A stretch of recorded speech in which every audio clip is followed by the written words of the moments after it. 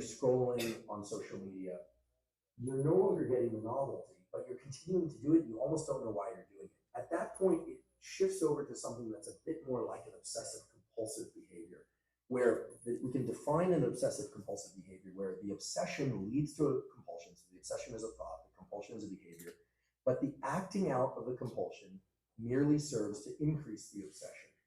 Right? This is very different than being obsessed with food or obsessed with cleanliness. There's no payoff.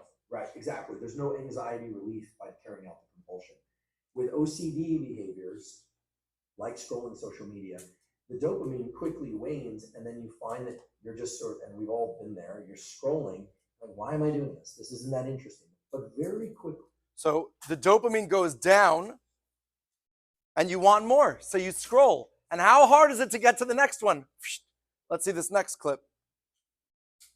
If you look at any drug of abuse or any situation where somebody isn't motivated, a lot of what people think is ADHD, it turns out, people just over-consuming dopamine from various sources, and also the context within a TikTok feed, the context switch is insane. Normally you walk from one room to another, or from a field into the trees, or from a hut into a house, or whatever it is, but now you can get 10,000 context switches in that 30 minutes of scrolling on Instagram. Think about that. We don't realize it. But as human beings for thousands of years, what were our context changes? This room to the hallway. Even if I'm going into like a gym, I'm usually walking like through like a locker room area. There's like gradual changes from one place to the next. Even if I'm going from outside to inside, like the building's approaching slowly, then the doorway, then I walk in, everything's just much more calm. Here it's like, I'm going from a tropical place to skiing to explosion.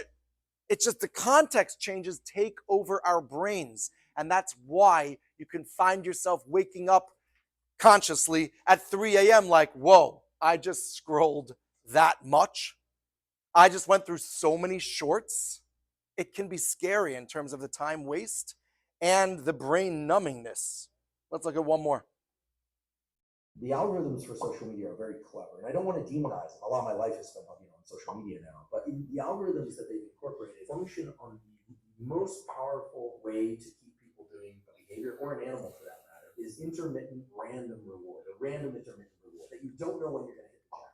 So you're scrolling, and then you see some interesting things. This came out in the news, this came out, and then it's all of a sudden a riot or a person that is base jumping off a building. But look, if something's very tragic, then that has this gravitational pull. And then what happens is you start getting the system working for that next dopamine hit that you don't know when it's going to come. It's just like gambling. The algorithm. Just like gambling. I don't want to demonize it. A lot of my life is. Okay, just like gambling. You can turn the lights on. Just like gambling. Part of the riddle here is, why is the intermittent, is the randomness so important to keep us hooked? Why is it that if we were given a reward like every 5th time, eventually we get bored of that and stop and it's not addictive? But if we're given a reward after the 5th time, then after the 15th time, then after the 7th time, then after the 35th time, our brains are so hackable in that more random state. So let me ask you the following question that will lead into the answer, and then we'll end off with some practical tips that I'm sure you've heard of before, but it's good to review. Here's my question. Ready?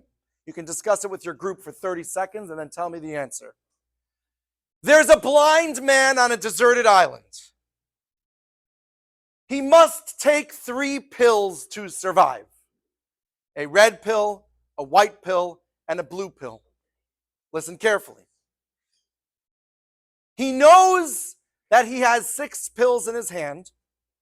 He doesn't know what they are. They all feel and are shaped exactly the same. And he knows there are 2 red, 2 white, and 2 blue.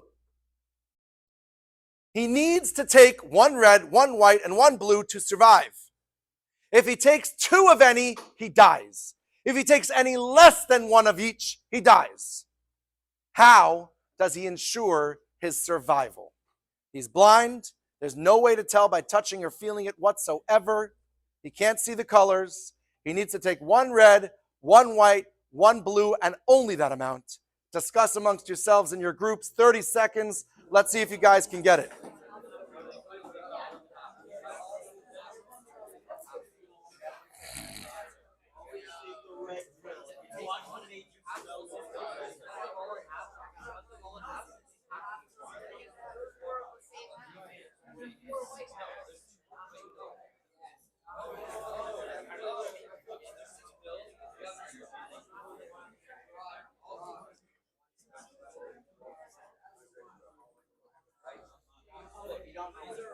Ten seconds.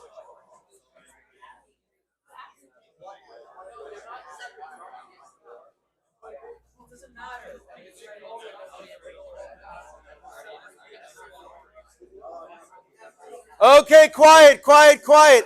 Raise your hand if you know you have the answer. Raise your hand if you're positive you have the answer. Raise your hand if you're not sure you think you might have an answer, but you're not sure. Raise your hand if you're not sure. Yeah, what do you say? So I'm cutting them each in half, yeah.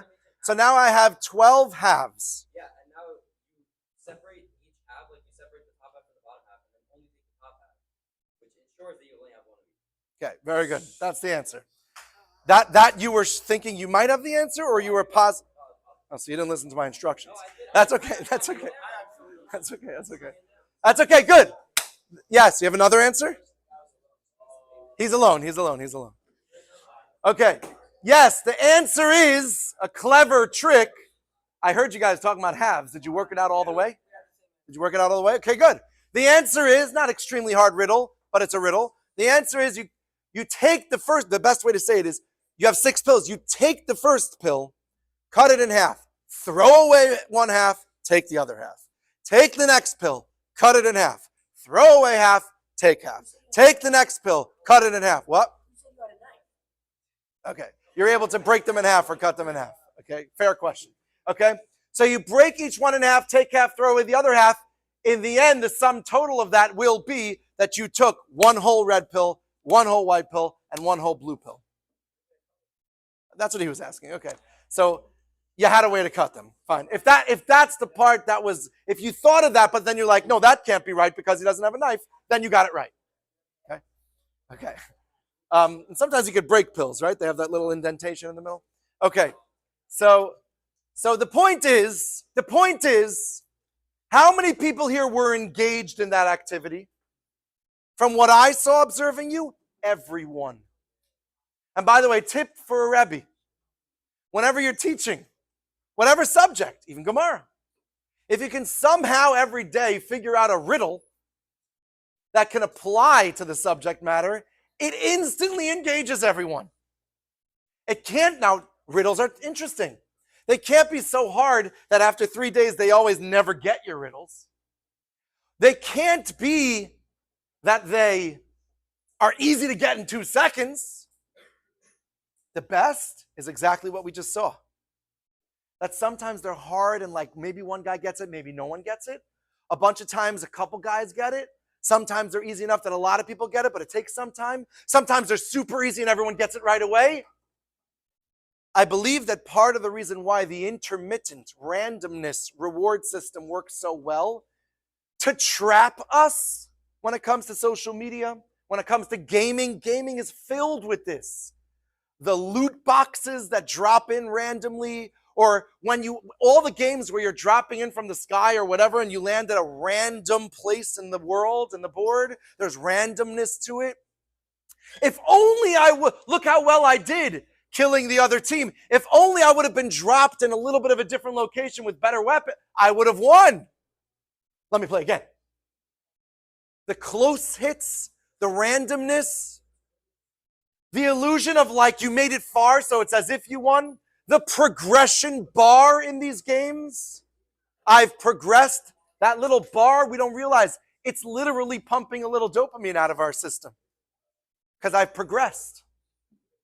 It's an amazing thing to think about all the tricks. I believe that it is our innate desire to solve puzzles, to solve riddles. In the olden days, the older generation, my parents' generation, they were all into crossword puzzles. People nowadays into Sudoku and other things.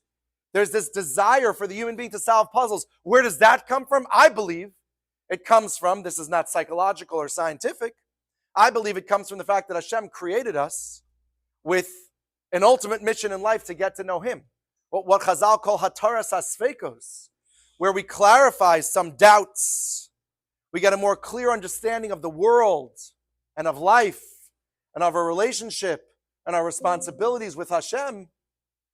It's actually very satisfying. It gives us the greatest menuchas hanefesh, sipuk, or what you might call contentment, which is true happiness. Happiness is not the thrill on the roller coaster. That's fleeting. It's enjoyable, but it's fleeting. Real deep happiness, that's contentment. I'm happy with who I am, with where my life is going. That's deep, true joy and happiness. And it comes through clarifying our doubts, understanding more, solving puzzles and riddles, so to speak. And I think that's part of the randomness and why it hooks us. So let's just end off with a couple of ideas. Number one, be honest with yourself.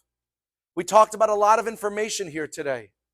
Hopefully you have a much greater understanding of the different tricks that your phone and your devices and your tablets are using, your watches are using to try to get you hooked to the various apps, games, betting sites.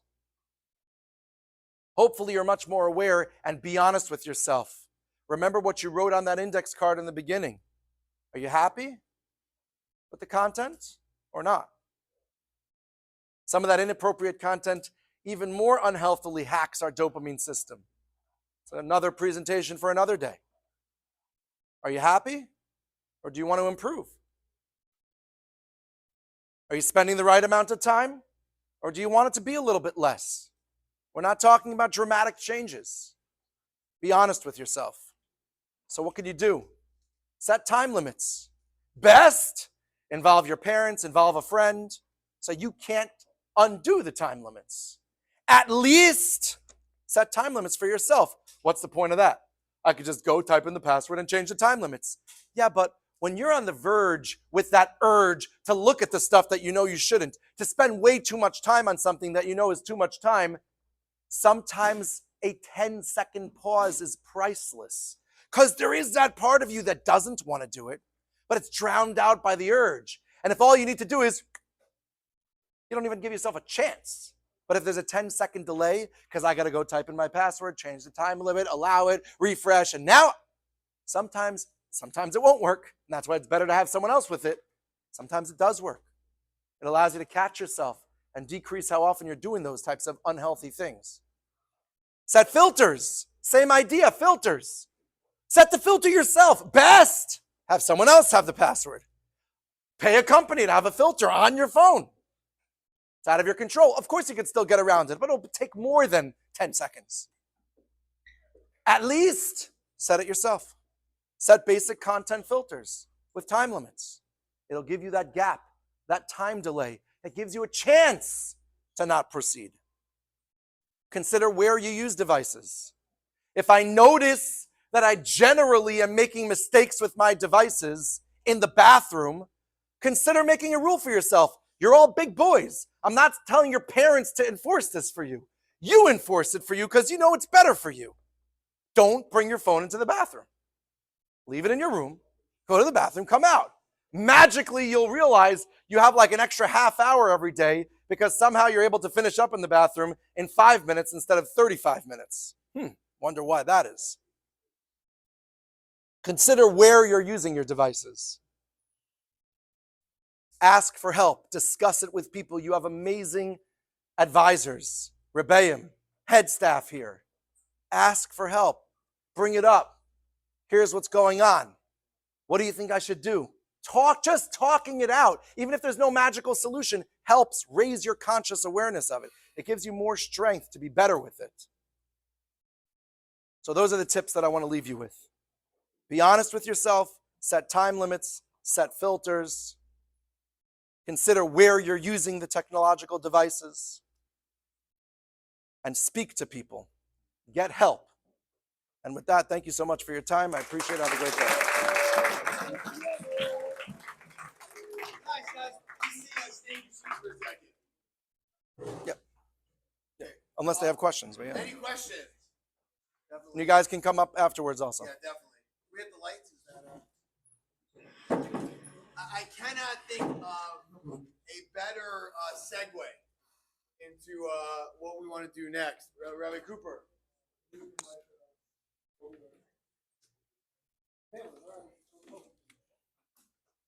We are joined now by is Kobe here? Wait, one outside. Right there. Amazing. Would you bring it? Yeah, get chairs, whatever. Like, yeah. Whatever we have. Thank you, Dr. Lando. No problem. That was amazing, Baruch Hashem.